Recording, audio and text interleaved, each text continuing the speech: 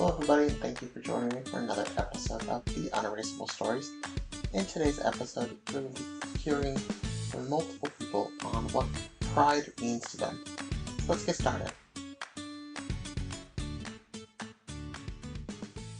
Growing up in the 90s and early 2000s, I did not know any gay people at all where I grew up.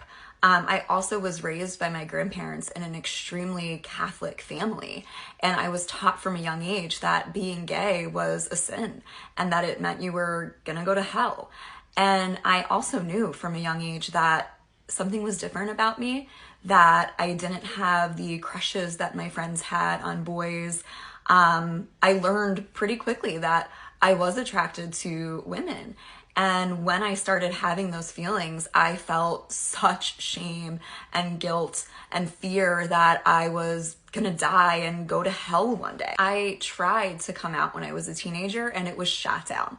It was basically met with, we're not gonna talk about that. Let's pretend that never happened. What did all that lead to? It led to me absolutely hating myself for a good chunk of my life.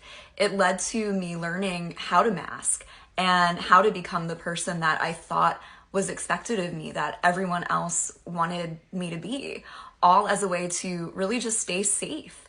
And I was led so far away from who I am at my core that I didn't even know who I was anymore. I was miserable, like literally miserable for all of my 20s, because all I was doing during that entire decade of my life was masking and trying to be the good girl. I can't tell you how many times I thought during relationships with men that, in the next life, maybe I'll gain the courage and strength to be who I really am. But for now, I can't do that.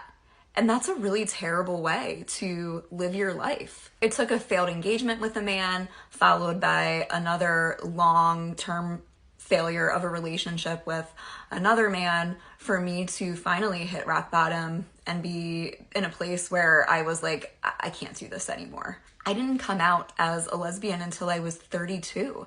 And it took me meeting Kelly and being with Kelly and finally feeling safe in our relationship and safer in myself, recognizing, wow, this is what love feels like. Something I hadn't felt before, for me to start to be comfortable with myself. And so that's just my journey. But the reason I share that is because had there been representation, had there been a sense of community, had there been acceptance for the LGBTQ community when I was growing up, even if I saw one other gay person in my community where I lived growing up, I don't think I would have felt as much of an outcast as I did. I would have known, oh wait, that person did it, right? So maybe it's okay. But there was none of that. And so pride is so important, to give other people the opportunity to see people loving who they want to love and knowing that it's okay for me to do the same. So I share my story and you share your stories, and we have this whole Pride Month in hopes that others don't feel like they're alone. Because I really hate to think about the fact that there are kids out there just like me when I was growing up, feeling like they're weird or it's not okay for them to be them, and feeling depressed or suicidal because their parents don't accept them. We do it for them, so they know that there's others out there who will love them for who they are. I never really understood the point of Pride before. I didn't get why you needed a whole month to throw festivals and parades and party, but I just spent 30 days in an environment where I was able to be openly out for the first time. Is openly out even like an expression? I don't know. I just made it one. Pride isn't some political statement. It's not trying to rub gayness in your face. It's a celebration. It's celebrating the fact that you took the risk of even beginning to question your sexuality in the first place. It's celebrating the courage and bravery it takes to be out.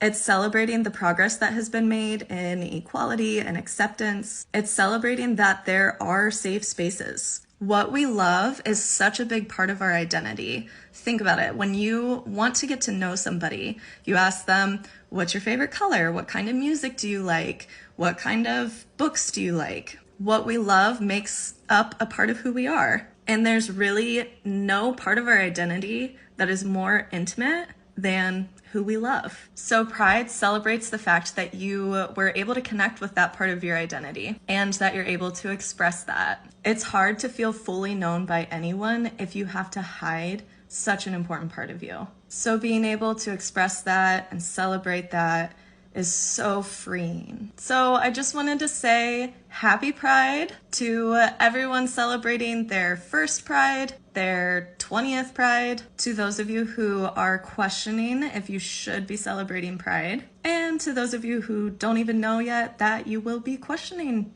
if you should be celebrating Pride. P.S. I was there not that long ago. It'll probably be a little bit scary, but I promise you, you will find so much freedom when you finally do. So happy Pride, everyone. I am so proud of you.